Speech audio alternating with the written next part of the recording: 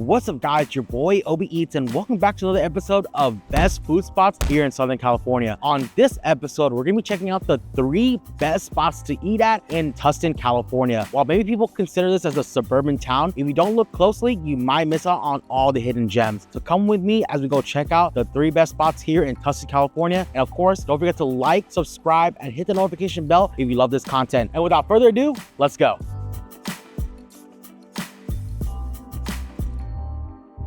All right guys, we're here at our first spot known as 7 Grams, a fairly new Taiwanese style Chinese restaurant here in the city of Tustin. They're known for their noodles, they're known for their dumplings. So come with me as we check out this authentic Taiwanese Chinese place that people are raving about. Let's go.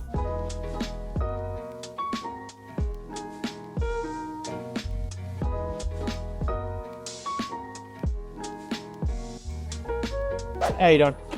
For 2, please. Oh, thank you. Yes, so let's start off with the 7 gram xiaolongbao. Let's also do an order of the pan-fried dumplings. We'll do an order of the beef roll and then an order of the mapo tofu. Can we also do a hot tea, please? Let's do oolong. We're all good. Thank you. All right, guys, we got a Chinese Taiwanese feast. We got dumplings, we got beef rolls, and we even got their mapo tofu. I'll give you that numbing spice. Let's go right into the xiaolongbao, which is one of my favorite Chinese dishes here. The steam coming off the basket, and look at these perfectly wrapped dumplings. I mean, this takes years to master, but they have a whole brigade in the back. You can literally watch them from the glass and watching them make these delicious soup dumplings. Fantastic. I can't wait to try this. And, you know, shout to my inspirations out there, Eddie Wong. You know, he owned Bao House in New York City, ran a TV show called Wong's World, and he showed us how to eat soup dumplings to not be a hooligan. Okay, let's go right into it. First of all, you have your gingers and you have to get black vinegar, right? So first what you do is you put the black vinegar into the ginger bowl. So you have your little sauna. Okay, then what you do is you grab your dumplings and then you grab one of the dumplings. Just make sure you're delicate with it. And what you do is you lay it into the black vinegar and ginger sauna. You let it soak for a bit. As Eddie Wong would say, a lot of people would poke holes. They try to suck up the juice, but this is the right way to eat the soup dumplings. So let the dumplings sit in the black vinegar sauna. And then once you're ready, you just take it out from the thing and it's ready to go. Cheers. Yes, sir. That is the perfect soup dumpling. Soupy, tender pork inside, and that delicious, bouncy dumpling wrapper. This is by far some of the better dumplings I've had in a while. And I've been to Din Tai Fung. I've been to other Chinese restaurants in like Chinatown, Rancho the San Gabriel Valley. But man, these dumplings coming fresh from the steamers, by far, unmatched. Definitely a must try when you're here. All right, guys, we got their pan-fried dumplings. Now, I fell in love with pan-fried dumplings. I think when I first started going out to like a lot of dumpling spots back when I was in college and stuff like that. And when I found out about pan-fried dumplings, it's like the best of both worlds. You get that nice crispy bottom and that nice bouncy tender top from the dough of the dumpling wrapper. And it's honestly one of my favorite type style dumplings out there because it is the best of both worlds. And you can't go wrong with pan-fried dumplings. It gets nice and seared with those giant skillets that they have in the back. They fry it on one side and then the steam from the water cooks the top, which is fantastic. What a great cooking style. And for these dumplings, actually, you gotta go with some delicious chili oil. Now, if you eat Chinese food, I feel like chili oil is a must. And everybody has their own recipe. Some people like to do like a chili satay. Some people like to add sesame seeds. Other people add garlic to theirs. But it really depends on the restaurant and where they're from. Because every part of China has their own chili oil recipe. And even in Taiwan. But it looks like they do a chili satay for this one. So what we'll do for this is we'll get some of the chili oil and we'll lay it down right on our plate. Get some of the oil itself, lay it down. That's all you need. Don't need to waste condiments because, you know, we respect food here. All right, we respect food. We're like PETA, but for food, you know what I'm saying? Let's get one of these delicious, I'm gonna get one of the better pieces. Nice crispy bottom, that tender bouncy top. And let's do this right here. And then you just dip it on the chili oil, get both sides. And honestly, the best way to eat dumplings, 1 bite, okay? Don't be taking 2 bites, don't be taking 3 bites, 1 bite. Cheers. Yeah, these are hot. Everything about this is fantastic. The pork is nice and tender, cooked to perfection. It's such a simple dish. With Chinese cuisine, I noticed that they let the ingredients do the talking. And that's what is very prevalent with these pan-fried dumplings. By far, out of this world, you should get these paired with your soup dumplings because that's a match made in heaven right there. But anyways, we're gonna go into the next item, which is one of my favorite comfort foods from a lot of these Chinese places, which is the beef roll. Now, the beef roll is a very simple dish. They got beef brisket inside, a nice sweet kind of soy-based sauce, cucumbers, cilantro, and of course, that nice doughy pastry style top. I don't know what came first, croissants or beef rolls, but let's go right into it. Cheers. Yep, that right there is perfect. I actually had beef rolls I didn't like. Normally, I'm always down for a beef roll. I can probably finish half of this, or if you know me, I'll probably finish the whole thing. But there was times where I had really bad beef rolls and I was questioning the Chinese restaurant. I'm like, are they even from China? Because that ain't right. But these beef rolls, yes sir, they fresh off the boat for this one. The cucumber is nice and refreshing when you hit the beef, and that sauce just puts everything together. By far, one of my favorite things on the menu. And one of the things you should get at 7 grams for a perfect appetizer with the boo. You know what I'm saying? All right, guys, we are down to our final item on the menu, and I had to get this because I haven't had this in a while, but I'm sure this place makes it right. We got one of their main entrees, the mapo tofu. Nice little chunks of tofu and that sauce that just covers it. And you can see little pork bits in there too. And normally, I've seen people pair it with noodles, but traditionally you would pair it with rice. Now, what people would normally do is they just take some of the mapo tofu and just lay it right on top. Don't be shy, just lay that thing right there. And mapo tofu traditionally has a numbing kind of like taste to it. That's just from the peppers itself, but that's kind of the sensation that people gravitate to for the mapo tofu. Get some of that rice, get some of that tofu, and this right here is a perfect bite. Cheers. Oh, that's clean. That's a clean mapo tofu. Everything's hitting right. Honestly, the numbing spice is not as prevalent, but I don't mind that because, you know, I had mapo tofu from the box and that thing numbed my mouth like I was at the dentist or something like that, you know? The sauce is nice. It's not that thick. It's kind of still watery, which is the perfect consistency. And that tofu is nice and silky, just the way I like it. Honestly, what a comfort meal, but elevated in the restaurant style, 10 out of 10. And if you're feasting here, I feel like it's always a must to get hot tea. Something about a nice hot oolong tea to go with all this Chinese food kind of really clears up the throat, especially if you're taking in heavy stuff like mapo tofu, chili oil. It just coats your throat. So you just want to have a nice oolong tea. Fantastic. Now, if you like this Taiwanese food, we're gonna go further east to a Malaysian spot that's gonna knock your socks off, and honestly, a hidden gem here in Tustin. Let's go. All right, guys, we're here at our second spot on the best spots to eat at here in Tustin, California. We're probably at one of the only Malaysian restaurants here in all of Orange County, for that matter, maybe Southern California. We're here at Belacan Grill Malaysian Bistro. Now, Malaysian food is definitely misunderstood, not widely talked about in the food community. They have stuff like laksa, nasi lemak, and of course their famous Hanan chicken. So come with me as we go check out this little hidden gem here in Tustin, California. Let's go.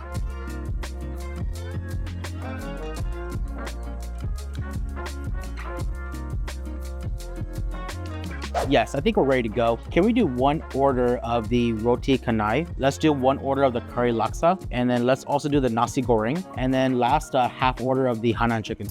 Let's do it, folks. Thank you, appreciate it, man. All right, guys, we have a feast here, a Malaysian feast. I'm excited to try this because how often do you have Malaysian food on a wonderful Wednesday afternoon in good old Southern California? But we got a little bit of everything: soups, chicken, rice, roti. But let's start off with the drinks right here. We got Malaysian milk tea. Now, I asked the server, does he prefer it hot or cold? My man said cold, especially, you know, in Southern California. It's always be hot right here. Then I don't need a jacket. So we're gonna try out the Malaysian milk tea. I wonder if it's any different from Chinese or Taiwanese milk tea. Let's give it a try. Cheers.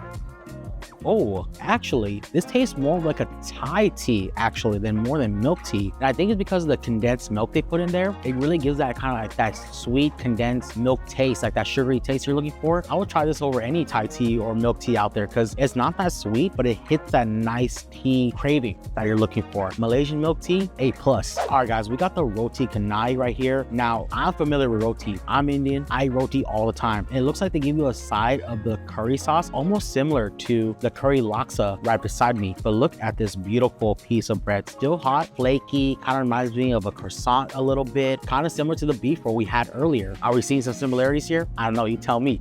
But anyways, the way you eat roti, I'm sure it's like this anywhere else you go, especially if you're Indian. You just rip a little piece of the roti just like this, get yourself a nice bite-sized piece like that, fold it up so it's nice and bite-sized, so when you put it in your mouth, it's just all one go. But pretty much all you gotta do is dip it in that little curry sauce that they give you on the side and get that nice coating on the top. Look at that.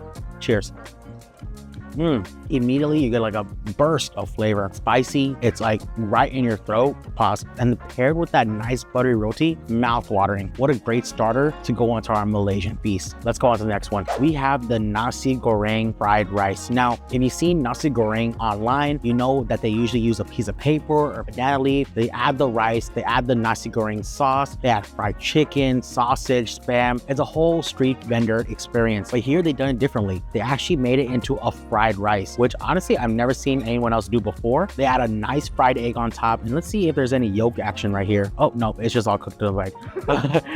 Oh, I see. They deep fry the egg. So what I think would happen is they deep fry the egg in a shallow frying pan. So you get this nice crispy outer edges from the white yolk, and the inside egg yolk is cooked and boiled right inside. You get this kind of like dual effect with the egg, which I really love actually. I've only seen Thai places do this, but it's nice to see a Malaysian spot do this. The rice itself is fried up with the nasi goreng sauce, so it has that kind of nice red texture on top. Bell peppers, shallots, which I think is a nice touch, and nice chunky shrimp pieces right in there. So let's get the perfect bite going. Get some of that egg, get some of that shrimp, beautiful nasi goreng sauce, bell peppers, shallots, onions. This right here is Malaysia in a bite. Cheers.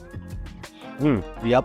This fried rice is perfect, and I actually like it in a fried rice because you get that nice kiss from the wok. So you get little charred bits in there, which I feel like really pushes the flavor forward, because the nasi goreng sauce is, you know, chunky, kind of reminds me of a curry sauce a little bit, but man, mixed in with fried rice, the shrimp, the egg, it is a perfect combination. A classic street food item done in a gourmet bistro. By far one of my favorite fried rices to get, and honestly, if I live closer, I'll be getting this all day. All right guys, we got Malaysia's most famous soups right here. We got the curry laksa. I had curry laksa the first time, actually, you won't believe me, at a random park in Roland Heights, and they were selling to-go containers because there was a mom and pop just setting up outside the parking lot in the park, and they were trying to make some money during the pandemic. And that was the first time I had curry laksa, and ever since then, I fell in love. They reached out to me, and I came through, and I was like, where am I? And they were literally sitting in their car waiting for me. I thought I was about to get jumped. Ever since then, I love curry laksa. I think it's one of the most amazing soup dishes out there because it's kind of a combination of both worlds. You get the nice Chinese influence of noodles and their spices, but then you also get that Indian influence with that curry in there, which you get that nice deep red color you see right here. Look at how much food they put in this curry laksa. This thing is massive, and the noodles are cooked perfectly. And look at that red broth down there. One of my favorite dishes on the menu. And it looks like, honestly, since the last time I've been here, they definitely upgraded their curry laksa. Now I had to ask for chopsticks because here in Tustin, the demographic is not there. So we had to ask for these special chopsticks, but you know, they use egg noodles for their curry laksa, cooked al dente, just the way I like it. Before we go right into the actual dish, let's try a little bit of that soup real quick. Let me put this down because it's kind of heavy. Right, let's try a little bit of that soup first. The lighter color comes from the coconut milk they use inside, and then that dark red deep colors from the curry. So this is a match made in heaven. Let's try it out. Cheers. That's delicious. I mean, I don't know any other soup that's like this. It's kind of like really like a combination of both worlds. Like you get that curry sort of Indian flavor, but then you also get the Chinese flavor in there, and the coconut milk just brings down the spice a lot. Let me actually make a little bowl for myself real quick. So let me just get a little bit of the noodles into the bowl. It goes. Let me get some of that delicious broth right into the bowl itself. Don't sleep on the broth because the broth is the best part of that soup. Let's get a little bit of the accoutrements right here. So they have pieces of eggplant. Now, I don't know that many soups that have eggplant in there, but this is one of them. They also have a fried tofu, nice and squishy from the soup broth. Put that right there. They also have fish balls. Now, I love soups when they have fish balls. I think the only time I had like really fish balls in a soup was like Chinese style soups. You notice a lot of the influence comes from like Chinese influence because of the fish ball, but then you have this crazy left turn from the curry, which is amazing. Right there, we got a delicate piece of chicken, and then of course we got to get this massive piece of tofu. Perfect. Now we're ready to dig in. Let's go try a little bit of everything. We're going in first for the tofu right here. And the best thing about tofu is it just picks up the flavors of whatever you're putting into it. So if you got nice curry laksa broth, that's what your tofu is going to taste like. Let's go for the fried tofu right here. Cheers. Fried exterior, again, picks up the broth. Then you have the chicken right here. Cheers. Delicious. And one of my favorite things in the soup itself is they give you whole eggplants. Cheers. I love eggplant too. I know some of you don't believe me, but eggplant is delicious. And of course, you got the fish ball. I love fish balls. You're a gay fish. No. And of course, the delicious egg noodles. Cheers. And the egg noodles work so well. It's like an upgraded ramen, basically. And ramen can't even come close to this because it's its own category. And laksa always bring me back to the location, always. Now we got one of their heavy hitters right here, Hainan chicken. Hainan chicken, even though it's started in China, a lot of the eastern countries like Malaysia, Singapore, you know, those type of countries really adopted this dish and made it their own. You find it in hawker stations. There's a Michelin guided restaurant out there that actually is famous for the Hainan chicken, but Hainan chicken is very simple. Now, this chicken has been boiling in this pot of aromatic seasoning and stuff like that. Now, even though this looks like boiled chicken, don't get it confused by English chicken, okay? This has flavor. If you're not satisfied with that flavor, they even give you 3 additional sauces. They give you a chili sauce. They give you one of my favorites, which is like a ginger sort of scallion oil sauce. And then you got the little soy sauce right at the end. Now, the way you eat this chicken, we're gonna go back to the chopsticks right now. Remove all that cilantro because we don't need that. Grab some of your chicken right here. Dip it in that ginger scallion. And now use that spoon. All right, use that spoon to help you out. Lay that ginger right on there. Make sure it's nice and coated. Grab that chicken and you just go for that first bite. Cheers. Man, now the chicken doesn't have that strong flavor like you would find in other chicken dishes, but that sauce, that ginger scallion sauce, puts you over the moon. Something about scallions, ginger, like cooked through in an oil, I can eat that all day. And the best part is, if you're tired of that ginger scallion sauce, well, don't worry, they got other ones, like this delicious chili base sauce right here that's not too heavy, kind of has a vinegarness to it, but has that nice kick that you're looking for. Real peppers, real chilies in that vinegar sauce. That's why people eat this all day, honestly. And they even have this sort of like soy-based sauce. Really coats the chicken well. You can see that right there. Sweet, has like a nice tang to it. And Hainan chicken, honestly, unmatched. And just like my man says, you can literally rotate every single sauce and get a different experience every time. Nice kick from the chilies, delicious savoriness from the ginger scallion, and that sweetness from that soy. Don't knock Hainan chicken until you try it, because that chicken has been waiting for you to be devoured. If you never tried Malaysian food, these are some of the things you gotta try today. But I can't wait to show you the next spot, because the next spot, it is a portal back to Japan, because we're gonna have some lively fun and some delicious eats. Let's go. All right, guys, we're here at our 3rd spot on the best food spots here in Tustin, California. We're actually here a little bit late, but that's because this spot only opens at 5 p.m. at night. They open late, but I think on Friday, Saturday, Sunday, they open a little earlier at 4:30. So I don't know if that you consider it early, but we're here at Habuya in Tustin, California, known for their Okinawan style food. Once you go inside, you feel like you're inside a shoebox, just like how they do it in Japan. But this feels like an authentic Japanese spot, such a hidden gem that it's super claustrophobic, but in the right way. So come with me as we go check out Habuya in Tustin, California. Let's go.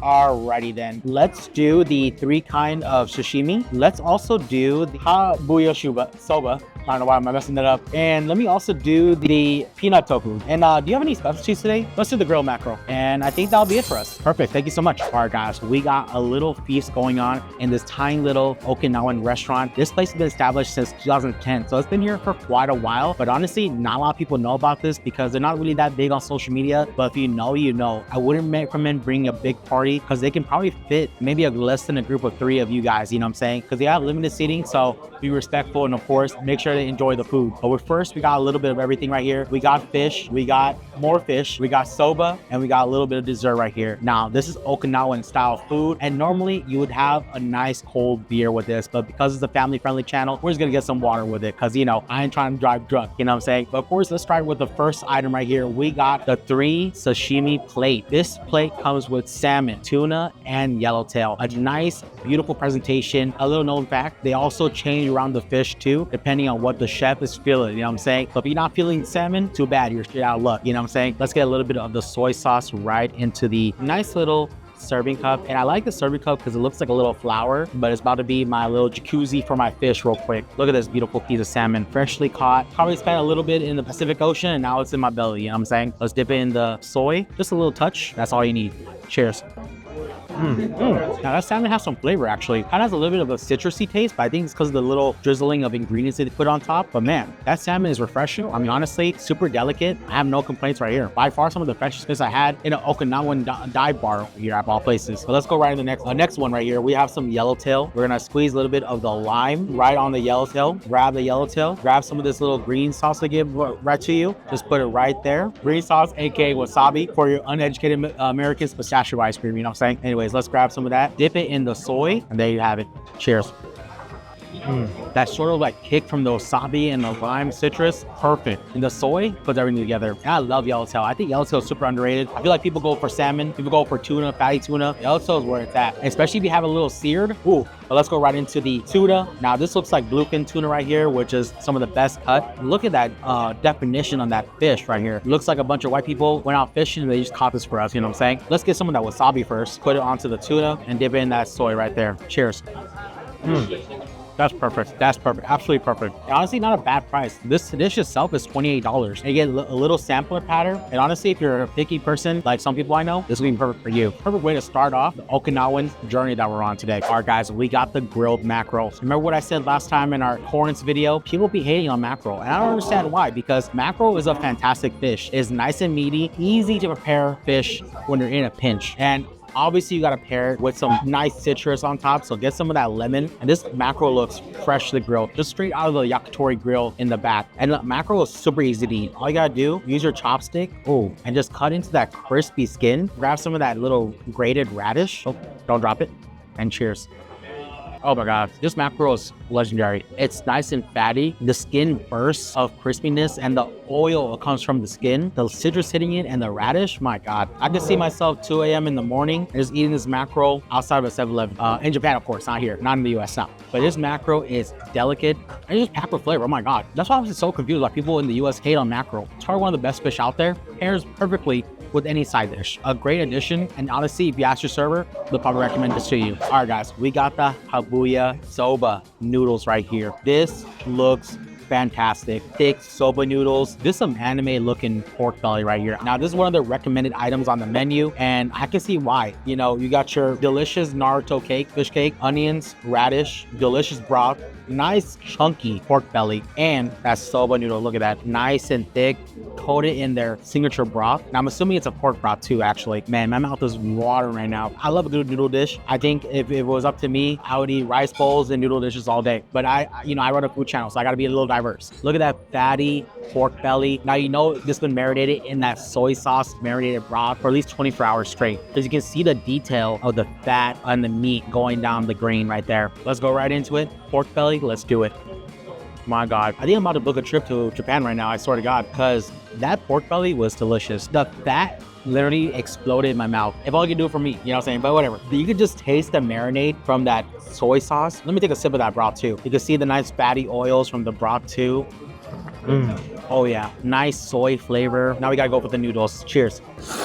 Oh my God. Yeah, these noodles are bouncy as hell. Like if it was a stripper, it'd be bouncing right now. I think about that pork belly too. And you hear me slurping those noodles? Don't worry, it's not rude. That's actually how it's supposed to be. Slurp your noodles, all right? Such a comfort dish, honestly. Especially like, you know, when you had a hard day's of working your 9 to 5 as a salary man, you know, cheating on your wife or whatever. This right here will lift up your spirits and you can just go back to the office like there's no problem. Definitely get this if you're here. Honestly, if you're not getting anything, get this. Noodles are bouncy. The pork belly is nice and juicy and fat. Fish cake is on point and the broth is so heavenly. I feel like I'm about to have an MSG coma and that's okay. Don't wake me up. All right, guys, we got their signature peanut tofu. Now, if you're not looking closely on the menu, you might actually miss this because what is peanut tofu? But basically tofu with that nice peanut taste. That's very plain and simple. Let's go ahead and try this out. It looks like there's a little piece of wasabi on top too, but let's go ahead and look at that nice jiggly wasabi, just like me. Nice jiggly tofu. Try the tofu by itself. Cheers. Oh, that's different. I like that a lot actually. It almost tastes like I'm like chewing on like a peanut butter candy, you know, but it's super jiggly. And the wasabi kind of comes in really nicely too, actually. It's like a weird kind of pleasant spice. Let's go ahead and dip it in that nice sweet soy sauce glaze they give you on the side. Just a little bit, not too much. Cheers.